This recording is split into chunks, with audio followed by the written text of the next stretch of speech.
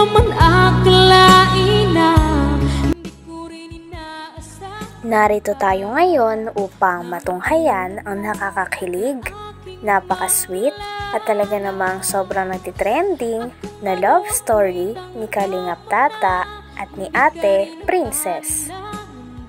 Sa pagpapatuloy ng ating istorya ay sinamahan nga ni Kalingap Tata si Ate Princess sa kanyang school dahil nung araw na yon ay magpapa-enroll na nga si Ate Princess. Si Ate Princess din ay nasa first year college pa lang kaya natutuwa din siya dahil iba na ang kanyang paaralan na papasukan. Talagang napaka-supportive nga ni Kalingap Tata dahil sinamahan niya pa sa enrollment si Ate Princess. First time ko makapunta dito sa Mabini College. Dito na pala si Princess. Ay, Princess, kumusta? Ayos lang naman po. Kailan ka ba dito? O, kanina pa po. Na-indul ka na? Ikaw po. Okay lang. Sisa ka na, tatagalan na pa. Ayos lang po. Hintay ka tuloy sa akin. Actually, hintay nga po kita at may pupuntan pa po po. Laki pala ng school mo. Talaga po, sobra. Bakit dito mo naisipang mag-enroll? Dahil gusto ko po. Ano ulit yung course mo? Ano po? PSCS po. PSS. Yes. Dami palang mga estudyante, no? Yan, Oh, grabe po, haba ng pila. Haba ng pila.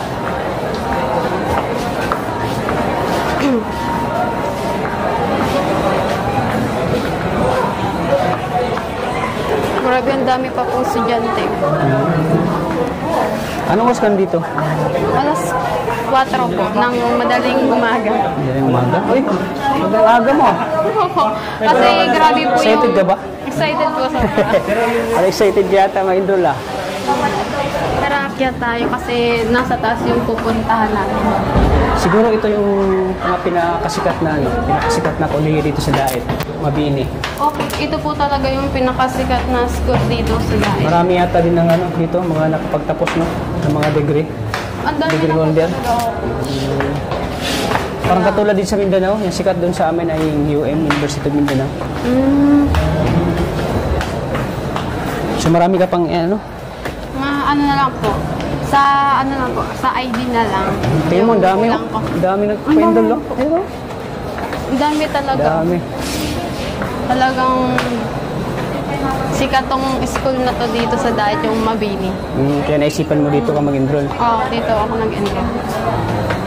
Saglit lang po, Kalingap Tata, papasok lang po. Tatlo na lang po. Hintay ka dito. Maghintay ka na lang po dyan. Ate. Miss, masaan kami? Sa ID ka? Wala na, tatlo na lang ito. Tara, Kalingap Tata, muna tayo dyan sa tabi. Napagod ka kalakanin. Po. Yes. Ano yan sa ano mo? Ito na po yung mga natapos kong sa pagpila ko. Nag-uusap nga rin si Kalingap Tata at si Ate Princess sa mga pagdadaanan ni Ate Princess kapag pumasok na siya ng college. Nagtanong naman si Kalingap Tata kay Ate Princess kung pwede niya daw bang sunduin si Ate Princess kapag pauwi na siya. Ang sagot naman ni Ate Princess ay syempre naman po. Kaya nung nalaman ni Kalingap Tata na gusto rin ni Ate Princess na sunduin siya ni Kalingap Tata ay kinilig din si Kalingap Tata. Sa pagpila ko ng mahabang oras. Grabe yung aga mo pala talaga ng Oo, talagang umaga po talaga at yun nga po, mas madaming nag-e-enroll, talagang kailangan maging maaga ka para madaling matapos.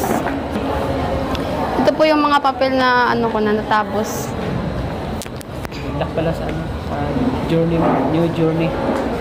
Tek.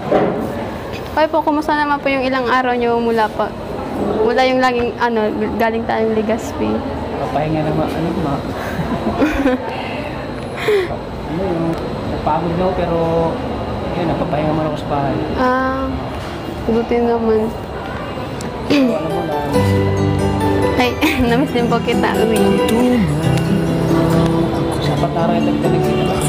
Oo, 4. Kaya, namiss ko din yung mga banding natin na pinuntahan sa Legazpi. Yun, nakakamiss talaga. Nakakamiss Yun yung araw na di ko malilimutan. Sana, Lalo't kasama kita nun. Tapos ngayon kasama na naman kita. Nakatawa din yung, nakatawa din yung mami ni Arjun. Nakakatawa po talagang kasama. Di ka maboboring. Masayang kasama. Hindi ka maboboring. Talagang nakakatawa din kasama. No? Kasama natin yung Arjun. Oo, talagang nakakatawa po. Di ka talaga Kasama pala si kanina, si Hana. Opo, kasama ko po si Ay, umuwi na po kasi mag-e-enroll din po yun sa kanyang papasukan na ngayon. Nag-enroll na din po yung kanina. Ano dito? May naka-uniform ba yan? Naka-uniform po meron. Anong kulay? Kulay white and blue. Kulay white and blue. Makikita lang kita dito na uniform. Uniform. Wala ba dito na pwede akong magsundo sa'yo? Pwede naman po. Pwede. Minamasdan kita, mo alam, pinapangarap kong ikaw. Kumusta naman sa inyo? Ayos naman po sa bahay yun. Sabi ni mama mo nung may pasalubong ko sa kanila. Siyempre po, masaya sila. Yung may pasalubong, yun nakapunta pa ako dun sa dating di ko napuntahan ko. Yun, masaya po sila para sa akin kasi nakarating ako. Nakwento din ni Ate Princess kay Kalingap Tata na okay lang daw kahit hindi niya na masamahan si Ate Princess bukas dahil babalik pa rin daw siya. Dahil naintindihan naman daw ni Ate Princess na napakabising tao ni Kalingap Tata.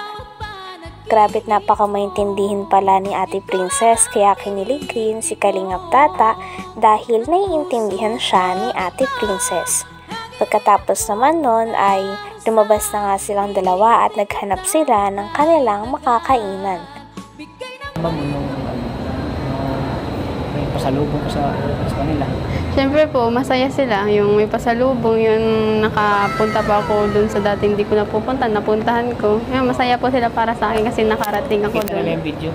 Nakita po, tuwang-tuwa. Ano sinasabi niya? Tuwang-tuwa sila? Tuwang-tuwa po, kinikilig dun sa mga part na kasama kita dun. Grabe yung kilig. Halos oras-oras pinapanood nila mama yung video yun. Ganyan ka-supportive si mama mo? Sobra po. Napaka-supportive ni mga pinapanood niya yung mga ano natin, no? Yung mga eksena natin. Talagang na-enjoy din sila na panoorin yung para sa kanila nawawala din yung pagod na yung stress pag napapanood nila yun, yung mga kilig moment na gano'n. Lalo pag nakita ka na gano'n. Oh, talaga. Alam mo, Kalingap Tata, babalik pa talaga ako dito bukas. Babalik ka pa bukas? Oo, para sa pagpa-ID ko pa. Pero, hindi ka pa nakapag-ID kasi ang oras na rin and cut off na. yun lang ang susunod mo bukas. Yeah, okay lang din naman po kahit di ka makapunta kasi alam ko naman na busy kang tao and marami kang ginagawa. Yun din po sa sa gym, talaga. Yung marami kang pinagbibisyan kaya okay lang po. Yan. Deserve mo rin. Okay lang naman po para sa akin. Basta ngayon is nakasama din kita. Yun. Okay lang po yun. Sila talaga na late ako. Ayos na pa lang ko na kung busy ka. Pili po ko siya kasi alas 4 po madaling araw dito ko na pala. Talaga po, alas 4, madaling araw. Maaga pa akong nagising. Kasi nga po, talagang pagdating ko nga po kanina dito, ang dami ng tao po talaga kahit madilim-dilim pa. Ang dami na po talaga nakapila. Ang laki-laki po talaga ng mabili. Gusto ko rin dito mag-aral yun. Gusto ko dito mag-aral. Kaya po dahil sa mga binibayan yung allowance, parang ko po yun din yun. Nagamit ko po siya para sa yung mga gastusin dito. Yan. Thank you so much po talaga din.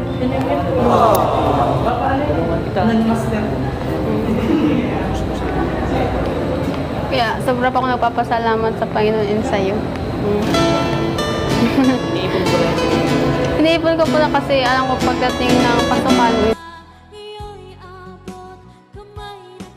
Hanggang dito na lamang muna ang ating nakakakilig, napaka-sweet at talaga namang sobrang pinakainaabangan at nagtitrending na love story ni Kalingap Tata at ni Ate Princess. Maraming salamat sa inyong panonood. Hanggang sa muli. Bye!